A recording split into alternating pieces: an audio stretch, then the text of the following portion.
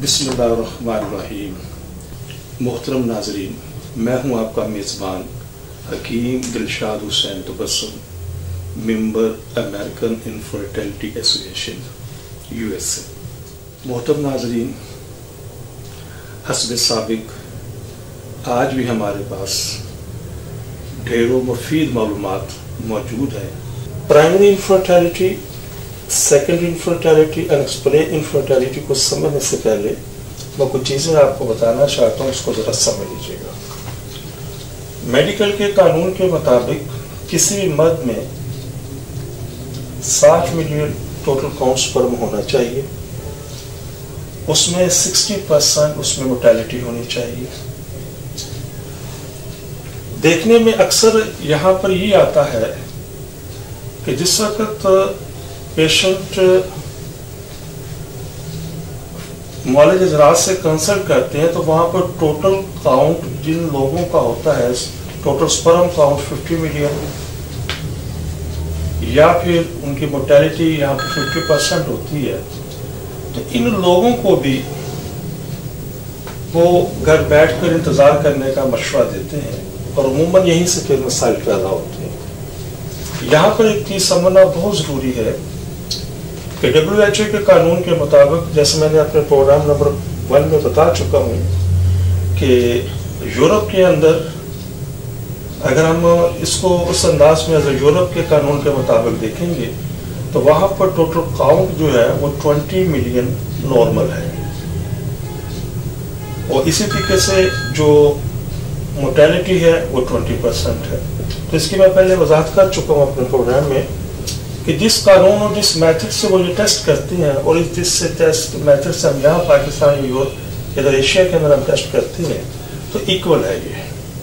अगर इस मेथड से अगर हम टेस्ट करेंगे तो ये नॉर्मल होगा, और अगर हम इस मेथड से करेंगे तो नॉर्मल। तो पाकिस्तान और एशिया में अमूमन इसी मेथड से टेस्ट किया जाता है, तो हम इसी को ज़ेर बहस लाते हैं। तो समझने के लिए बात यह है कि किसी भी मर्द में टोटल काउंट स्पर्म पर ml जो है मिलियन 60 मिलियन होने चाहिए, और उसके अंदर 60% अलाइव स्पर्म होने चाहिए। मैं मॉर्फोलॉजी को भी डिस्कस नहीं कर रहा, तो सिर्फ ये चीज आपको बताना चाहता हूँ। तो इस रिपोर्ट के तहत सिर्फ और सिर्फ 60% लोग कामयाब होते हैं। अब बाकी जो 20 के लिए टोटल काउंट हमें 70 मिलियन दरकार होता है, 70% दरकार होता है। तो इस 100 में से 60 हम निकालते हैं तो बाकी 40 होते हैं।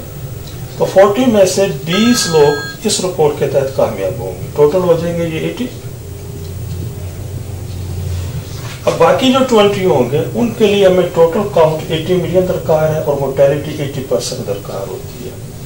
यहाँ पर 10 लोग मजीद कामयाब हो जाएंगे, ये टोटल 90 हो जाएंगे, और मजीद जो 10 होंगे उनके लिए हमें टोटल काउंट 80 मिलियन प्लस और 80% प्लस स्पर्म रिक्वायर्ड होते हैं। लेकिन देखने में ये आता है कि अमूमन इस परसेंटेज वाले पेशेंट को भी घर बैठने का मशवरा दिया जाता है, इस परसेंटेज वाले पेशेंट को भी। मैं ये नहीं कहता यहाँ पर कि ये रिपोर्ट नॉर्मल नहीं है, बिल्कुल नॉर्मल है, लेकिन गुजारिश यहाँ पर समझने वाली ये है कि सिर्फ 60% लोग इस रिपोर्ट के तहत कामयाब होंगे। हमारे पास कोई कुलिया, कोई ऐसा मेथड नहीं है कि हम 100 में से उन 60 को लैदा कर दें और जो 40 उनको लैदा कर दें। जिस वक्त 6 माह या 1 साल का वक्त गुजर चुका होता है और उनकी मिसेस की रिपोर्ट्स भी नॉर्मल होती हैं, और वो इस रिपोर्ट की वजह से घर में बैठे इंतजार कर रहे होते हैं, तो उन्हें मजीद घर बैठना नहीं चाहिए बल्कि अपने स्पर्म को इम्प्रूव करना चाहिए। तो ये ज़रा एक नुक्ता आपको समझाना ज़रूरी था, बाकी मैं तफसील आपको बताता हूँ इसकी। जो मोहतरम नाज़रीन, मैंने अभी बोर्ड्स के ऊपर स्पर्म के हवाले से कुछ तफसील आपको बताई है। अब तक का जो मेरा तजुर्बा है उसमें देखने में यही आता है जिनका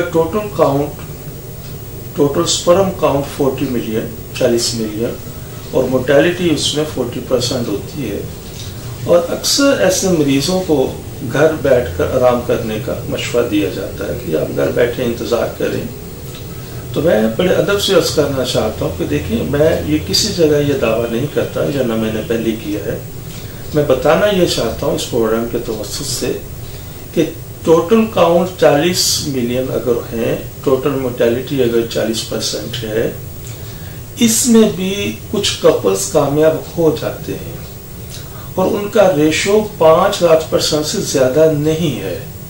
جسٹ ان 5-7 پیشنٹ کے لیے باقی سب کو گھر میں بیٹھ کر آرام کرنے کا یا انتظار کرنے کا مشورہ دینا یہ کسی صورت بھی عقل مندی نہیں ہے.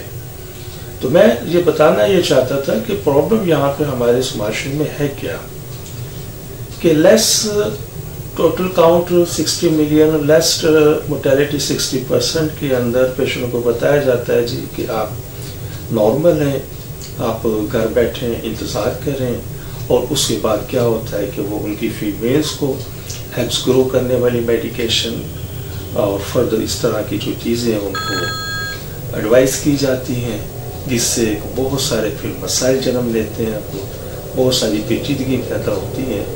تو میڈیکل کا ایک قانون کو تھوڑا سا فالو کیجیے جو ابھی میں نے بورڈ پر آپ کو بتایا ہے کہ اگر آپ کی کوئی ایسا کپل جس کی فیمیلز کی رپورٹس کے اندر ایکس نارمل موجود ہے، اس کا مینسٹرل سرکل نارمل ہے، تو کوئی ضرورت نہیں ہے ایز سچ کوئی سی مزید انہیں میڈیکیشن کے حوالے سے. وہ صرف اور صرف اپنے علاج کے اوپر توجہ دیں. اگر 60 ملین ان کا ٹوٹل کاؤنٹ ہے، اگر وہاں وہ کنسیو نہیں کروا سکے تو کوشش کریں وہ اپنے ٹوٹل کاؤنٹ کو 70 ملین پر لے آئیں. اگر 70 ملین کے اوپر بھی اگر کنسیو نہیں ہو سکا تو کوشش کریں وہ 80 ملین کے اوپر لے آئیں. اگر 80 ملین میں بھی وہ کنسیو نہیں ہو سکا تو 80+ کے اندر لے آئیں. اور یقین کیجئے گا یہ اتنا آسان طریقہ ہے کہ چند ہفتوں کی میڈیکیشن کے ساتھ آپ ان کو بیلنس کر سکتے ہیں، بنسبت اس کے کہ جس وقت فیمیلز کو میڈیکیشن کی جاتی ہے تو ان کا سب سے پہلا ہارمونز کا نظام ڈسٹرب ہوتا ہے، اور فردر پہ یہ چیز چلنا شروع ہو جاتا ہے. پھر کچھ فیمیلز کو وہ DNC ایڈوائز کی جاتی ہے، اور عموماً DNC کے بعد عموماً ہم دیکھنے میں یہ آتا ہے کہ ان کی پھر ٹیوبز بلاک ہو جاتی ہے، کہ نیا سلسلہ شروع ہو جاتا ہے، اور بہت سارے جو پیشنٹس ہیں وہ تھک ہار کر گھر بیٹھ جاتے ہیں. تو میں اپنے اس پروگرام کی توسط سے یہی گزارش کرنا چاہتا ہوں آپ کی خدمت میں کہ سب سے پہلے آپ دیکھیں کہ آپ کی سپرم کی سیمن کی رپورٹ کیا ہے، سپرم کا ریشو کیا ہے. جو میں نے بورڈ کے اوپر آپ کو تفصیل بتا دیا اس کے مطابق آپ ٹیلی کریں، اور اگر اس کے مطابق نہیں آپ اس کے لیے میڈیکیشن کریں. انشاءاللہ کامیابی ہوگی. اور یہ میں پوری ذمہ داری کے ساتھ آپ کو یہ چیز بتا رہا ہوں. آپ انشاءاللہ میرے بتائے طریقے پر چلیں، انشاءاللہ کامیابی ہوگی، مایوسی نہیں ہوگی. محترم ناظرین، یہ وہ تمام چیزیں جو میں نے اب آپ سے ابھی جو جتنی بھی میں نے ڈسکس کی ہیں میل کے حوالے سے، تو یہ تمام کی تمام چیزیں جو ہیں یہ پرائمری انفرٹیلٹی کے اندر آتی ہیں. پرائمری انفرٹیلٹی میں کا مطلب سیدھا صحیح ہے کہ ایک کپل ہے، اس کی شادی ہو چکی ہے، وقت گزر چکا ہے 2 ماہ 4 ماہ 6 ماہ سال 2 سال، لیکن ابھی تک ان کے ہاں اولاد نہیں ہوئی. تو سب سے پہلے کائنڈلی وہ دیکھیں کہ اگر ان کا سپرم کا ریشو اس لیول پر نہیں ہے تو سپرم کے لیول کو اس ریشو پر لے کر آئیے. محترم ناظرین، ہماری دعا ہے کہ ہر آنگن اولاد کی خوشیوں سے مہکتا رہے. لیکن اگر خدا نخواستہ آپ میں سے کوئی بھی کپل ابھی تک اس انمول نعمت سے محروم ہے تو وہ فوراً ہم سے رابطہ کریں. لیکن اگر خدا نخواستہ کوئی بھی کپل ابھی تک اولاد جیسی نعمت سے محروم ہے تو ہماری طبی تحقیق سے ضرور فائدہ اٹھائیے.